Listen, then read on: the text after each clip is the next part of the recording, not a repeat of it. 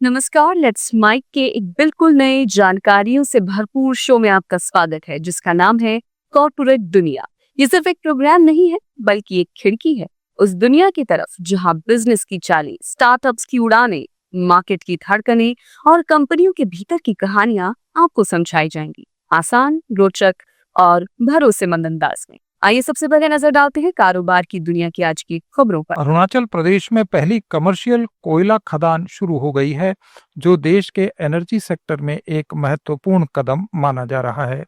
नामचिक नामफुक कोयला ब्लॉक जो चांगलांग जिले में है, करीब 1.5 करोड़ टन कोयले का भंडार है। ये खदान 2003 में आवंटित की गई थी, लेकिन कई रेगुलेटरी चैलेंजेस के कारण 2 दशक से ज्यादा समय तक ये ठप रही। 2022 में ट्रांसपेरेंट बिड प्रोसेस के तहत महालक्ष्मी ग्रुप को ये ब्लॉक सौंपा गया था। इस खान से अरुणाचल प्रदेश को करीब 4,500 करोड़ रुपए का रेवेन्यू मिलेगा, जो स्थानीय अर्थव्यवस्था को भी गति देगा। भारत अमेरिका मुद्दे पर विदेश मंत्री डॉक्टर एस जयशंकर ने कहा कि हमारे अमेरिका के साथ कुछ मतभेद हैं, इसीलिए व्यापारिक वार्ताएं किसी ठोस निष्कर्ष पर नहीं पहुंच पा रही हैं और इसीलिए भारत पर टैरिफ भी लगाया जा रहा है। विदेश मंत्री ने कहा कि रूस से तेल खरीदने के लिए भारत पर निशाना साधा गया, जबकि दूसरे देशों ने भी ऐसा किया है और इनमें वे देश भी शामिल हैं जिनके अभी रूस के साथ हमारे मुकाबले कहीं ज्यादा प्रतिकूल संबंध हैं। मुद्दों पर बातचीत, चर्चा और समाधान की आवश्यकता है और यही करने का हम प्रयास कर रहे हैं। We have today issues with the United States. A big part of it is the fact that we have not arrived at a landing ground for our trade discussions. And the inability so far to reach there has led to a certain tariff being levied on India.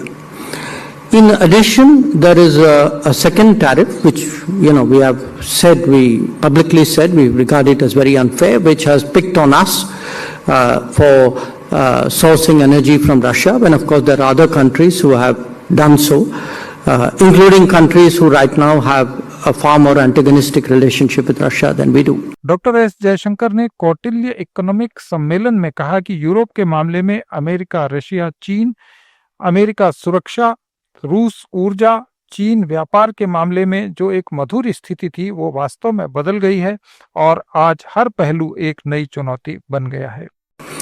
In the case of Europe, what was a sweet spot in terms of US, Russia, China, US particularly security, Russia energy, China trade, has actually got turned around, and every one of those aspects today has become a challenge. Civil aviation ministry ने नागरिक उड्डयन महानिदेशालय को हवाई किरायों पर नजर रखने, विशेष रूप से त्योहारों के दौरान और कीमतों में वृद्धि होने पर उचित कदम उठाने का अधिकार दिया है। डीजीसीए ने एयरलाइंस के साथ इस मुद्दे को सक्रियता से उठाया और उनसे त्योहारों के दिनों में बढ़ती मांग को पूरा करने के लिए अतिरिक्त उड़ानें संचालित करने और अपनी कैपेसिटी बढ़ाने को कहा। एयरलाइंस ने कहा कि वे अतिरिक्त उड़ानें शुरू कर रहे हैं, जिसमें इंडिगो 42 सेक्टर्स में लगभग 730 एक्स्ट्रा फ्लाइट्स चलाएगा। एयर इंडिया और एयर इंडिया एक्सप्रेस 20 सेक्टर में 486 अतिरिक्त उड़ानें शुरू करेगा, जबकि स्पाइस जेट 38 सेक्टरों में 546 एक्स्ट्रा फ्लाइट्स चलाएगा। ओपेक में शामिल देशों ने उत्पादन बढ़ाने का निर्णय लिया है। इस ग्रुप ने वैश्विक आर्थिक स्थिरता और बाजार की अच्छी स्थिति का हवाला देते हुए कहा कि नवंबर में 1,37,000 बैरल प्रतिदिन ज्यादा तेल का प्रोडक्शन होगा। ओपेक देशों का ये ग्रुप 2023 और 2024 में कटौती के बाद इस साल धीरे धीरे प्रोडक्शन बढ़ा रहा है। सऊदी अरब और रशिया इस 22 देशों के संगठन में प्रमुख भूमिका निभाते हैं। बैठक में Iraq, UAE, Kuwait, Kazakhstan, Algeria और ओमान भी शामिल थे। ग्रुप ने कहा कि बाजार की स्थिति के अनुसार ये निर्णय रोका या बदला भी जा सकता है। ओपेक की अगली बैठक 2 नवंबर को होगी। गुवाहाटी में आयोजित interactive session on investment opportunities in Madhya Pradesh कार्यक्रम में मध्य प्रदेश के सीएम मोहन यादव ने कहा कि असम की राजधानी गुवाहाटी नॉर्थ ईस्ट के लिए भारत का प्रवेश द्वार है।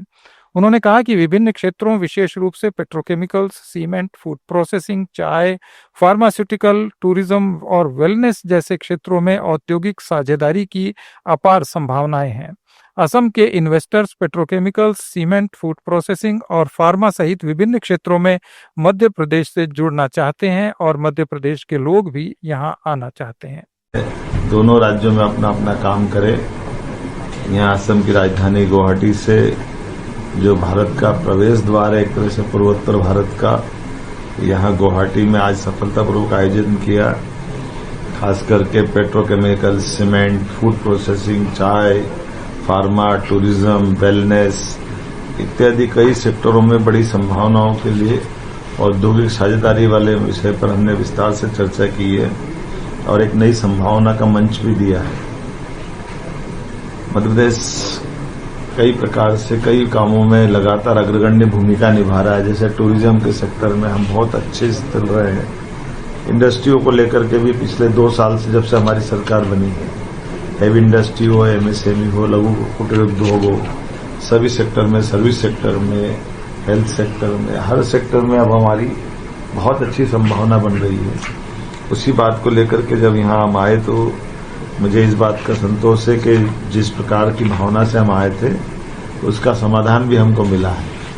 टूरिज्म के सेक्टर में खास करके फॉरेस्ट टूरिज्म में हमारे यहाँ मध्य प्रदेश में 9 हमारे टाइगर रिजर्व है और ऐसे में टाइगर फॉरेस्ट के इस काजीरंगा और ऐसे स्थान पे जब मैं गया जहाँ हमारे यहाँ पे भी बांधवगढ़ में और कान्हा में अब हाथी आ गए हैं, लगभग 100 के आसपास हाथी है। यहाँ काजीरंगा में हाथी को लेकर के बहुत अच्छा प्रबंधन किया जाता है। ऐसे में अब भविष्य की दृष्टि से भारत रूस और अन्य CIS कंट्रीज को कपड़ा निर्यात करने की संभावना पर गंभीरता से विचार कर रहा है। Commonwealth of independent states Eurasia में एक क्षेत्रीय अंतर सरकारी संगठन है। कपड़ा और विदेश राज्य मंत्री पवित्रा मार्गेरिटा ने इसी हफ्ते रूस की अपनी 3 दिन की यात्रा के दौरान रूस के कपड़ा उद्योग के साथ जुड़ाव को गहरा करने की भारत की इच्छा पर जोर दिया। दूरसंचार मंत्री ज्योतिरादित्य सिंधिया ने ऐलान किया है कि BSNL का स्वदेशी 4G नेटवर्क अगले 6 से 8 महीने में 5G में अपग्रेड हो जाएगा। कौटिल्या इकोनॉमिक एनक्लेव 2020 कार्यक्रम में बोलते हुए सिंधिया ने कहा कि भारत 4G टेक्नोलॉजी क्लब में शामिल हो गया है। उन्होंने कहा कि हाल ही में 92,564 टावर्स का इनॉग्रेशन किया गया, जो कश्मीर से कन्याकुमारी और भरूच से अरुणाचल प्रदेश तक पूरे देश को जोड़ते हैं। सिंधिया ने कहा कि भारत 2025-26 के पहले क्वार्टर में 7.8% GDP ग्रोथ के साथ वैश्विक दक्षिण का आधार स्तंभ बन गया है। भारत और साउथ अमेरिका के 2 देश चिली और पेरू के बीच अगले दौर की व्यापार बातचीत अक्टूबर और नवंबर में होगी। चिली के साथ 5 दिन की वार्ता 27 अक्टूबर को सैंटियागो में और पेरू के साथ 3 दिन की बातचीत 3 नवंबर को लीमा में शुरू होगी। दोनों समझौतों पर अलग अलग बातचीत की जा रही है। इंडिया चिली के साथ दूसरे दौर की व्यापार वार्ता और पेरू के साथ 8वें दौर की बातचीत करेगा। इंडिया और चिली ने 2006 में एक व्यापार समझौता लागू किया था और अब वे एक व्यापक आर्थिक साझेदारी समझौते के लिए इसके दायरे को बढ़ाने की बातचीत कर रहे हैं। CEPA का उद्देश्य दोनों देशों के बीच मौजूदा व्यापार अनुबंध को आगे बढ़ाना है और इसमें डिजिटल सर्विसेज, इन्वेस्टमेंट को बढ़ाने और MSME के साथ ही खनिजों सहित कई क्षेत्रों की पूरी सीरीज को शामिल करना है। भारत ने सितंबर में रशिया से कच्चे तेल का आयात कम किया। इसके बावजूद देश की कुल जरूरत का 1/3 से ज्यादा हिस्सा रूस के तेल से ही पूरा हो रहा है। अमेरिका लगातार भारत पर दबाव बना रहा है कि वो रूस से तेल की खरीद कम करे, क्योंकि ये यूक्रेन युद्ध को मदद करता है। सितंबर में भारत का कुल क्रूड ऑयल का आयात करीब 47 लाख बैरल प्रतिदिन रहा। इसमें से 16 लाख बैरल तेल रोज रूस से आया, जो कुल इंपोर्ट का 34% है। हालांकि ये जनवरी से अगस्त की औसत खरीद से करीब 1.6 लाख बैरल कम रहा। Global trade analytics company Kepler के मुताबिक रूसी तेल भारतीय रिफाइनरीज के लिए सबसे सस्ता और फायदे का सौदा है, इसलिए कीमत थोड़ी कम ज्यादा होने के बावजूद आयात जारी है। ये थे कॉरपोरेट जगत के आज के कुछ अहम समाचार। अपडेट्स के लिए जुड़े रहिए लेट्स माइक के साथ।